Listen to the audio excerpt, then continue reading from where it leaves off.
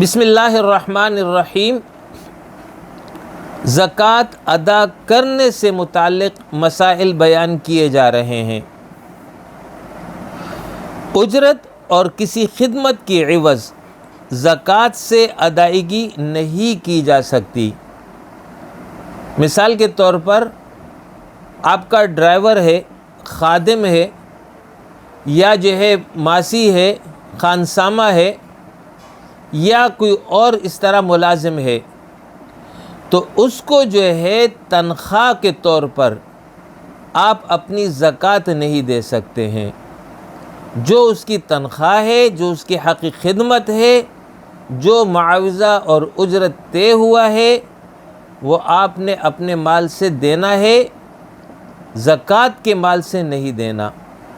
البتہ اگر وہ مستحق زکوٰۃ ہوں تو انہیں جو ہے معاوضے کے علاوہ زکوٰۃ کے طور پر رقم دی جا سکتی ہے۔ سال مکمل ہونے سے قبل پیشگی زکوٰۃ دی جا سکتی ہے۔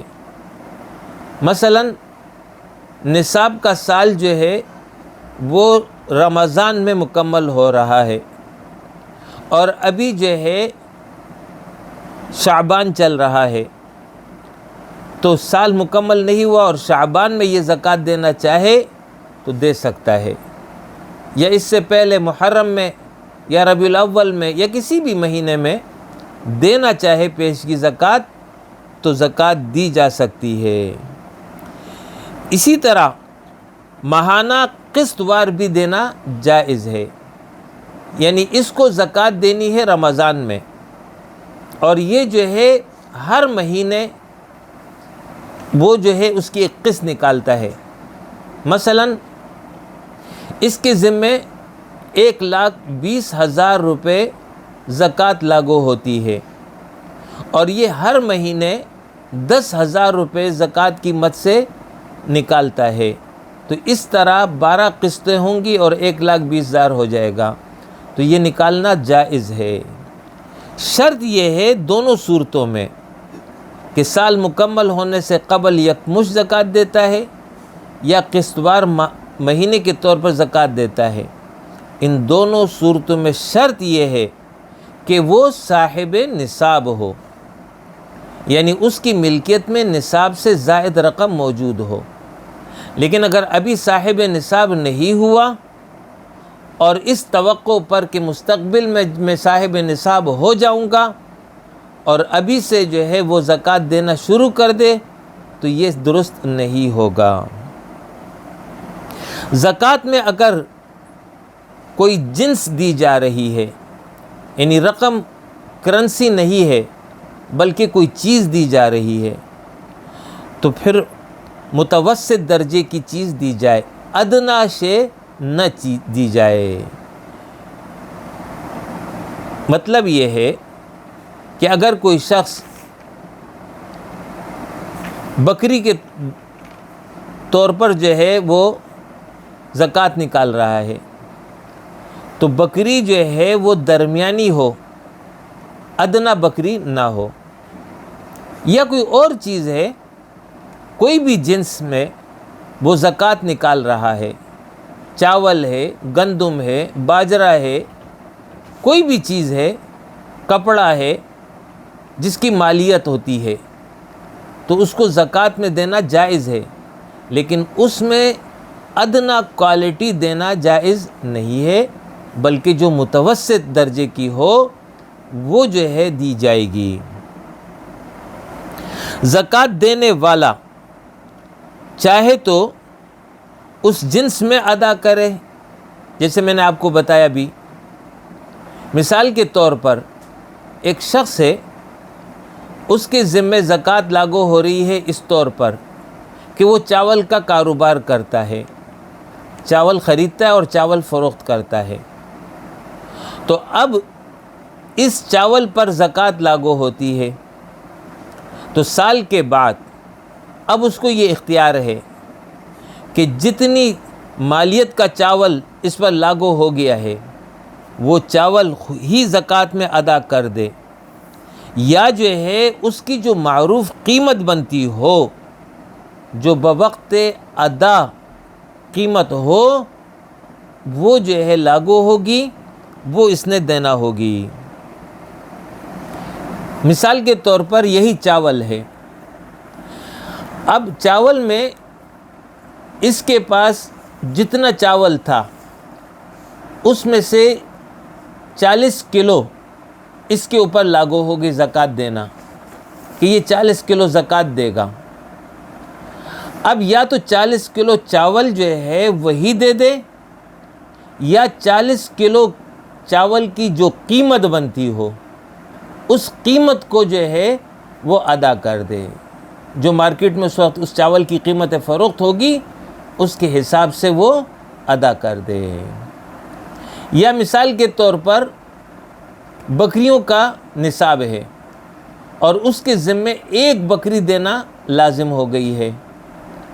اب جو ہے یا تو وہ بکری دے گا جو متوسط درجے کی بکری ہو، یا بکری کی جو معروف قیمت ہو اس وقت جو رائج ہے وہ جو ہے دینا ہوگی۔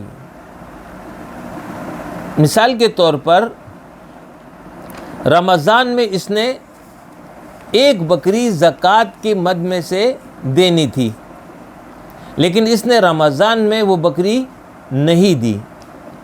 اب جب رمضان گزر گیا، شوال، ذی القعدہ، ذی الحج، محرم آ گیا، اب یہ محرم میں اس بکری کی زکوٰۃ نکال رہا ہے جو اس کے ذمہ لازم تھی، وہی بکری جو ہے بطور زکوٰۃ اس کو دینا لازم ہے، لیکن یہ کیا کرتا ہے؟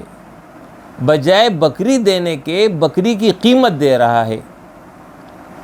اب رمضان میں اس بکری کی قیمت مثال کے طور پر 8,000، اور اب محرم میں اس بکری کی قیمت 12,000 ہے، تو زکوٰۃ 8,000 نہیں دے گا بلکہ زکوٰۃ 12,000 روپے ادا کرے گا۔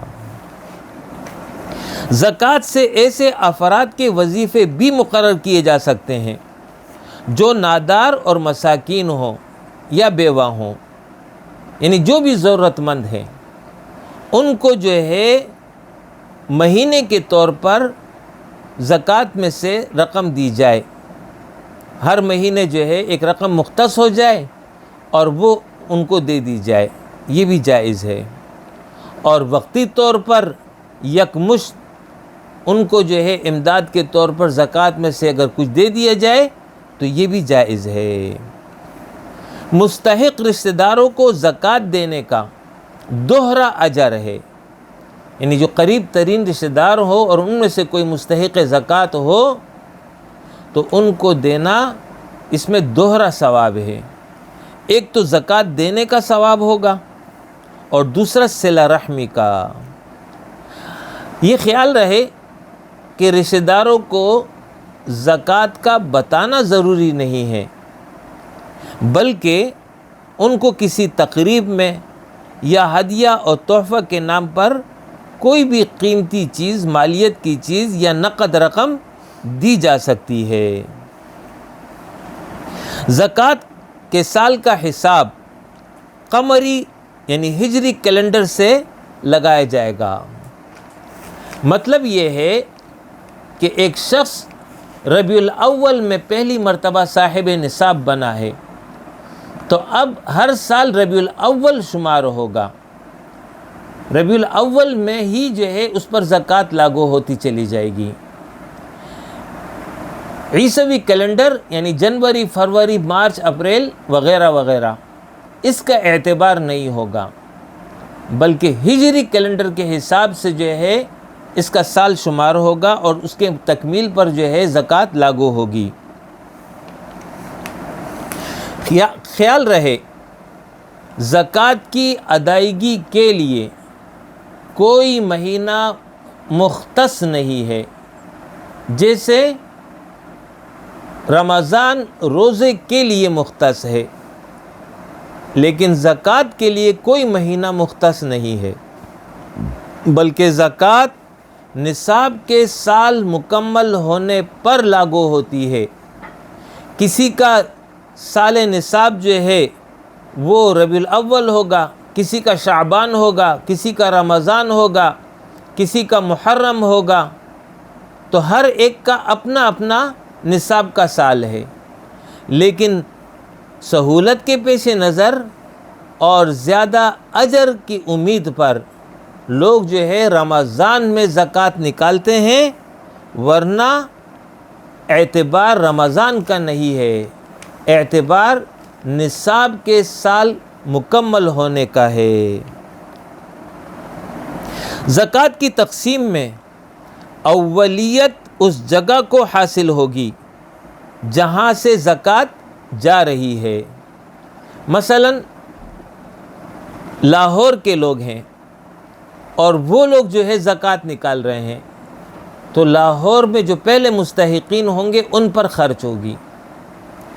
پھر جو ہے لاہور سے باہر جو لوگ ہوں گے ان پر خرچ کی جا سکتی ہے۔ یا کراچی کے لوگ ہیں اور کراچی کے لوگ زکوٰۃ نکال رہے ہیں، تو اول کراچی میں جو مستحقین ہیں ان کی ضرورت پوری کی جائے، اور پھر اس کے بعد باہر جو ہے دیگر مستحقین کی ضرورت پوری کی جائے۔